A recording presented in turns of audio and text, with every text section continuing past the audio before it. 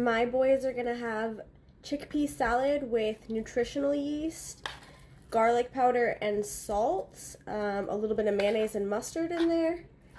I'm gonna do bananas and cucumber slices for them as well. And then on the side for my youngest, we're gonna do some of the beef smoked sausage.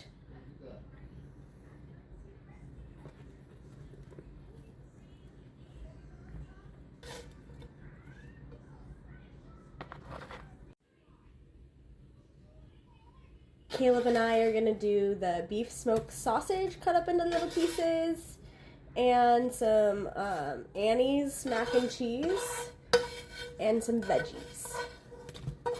And I know I'm gonna get asked, no, neither of the boys really like mac and cheese, so I don't get it.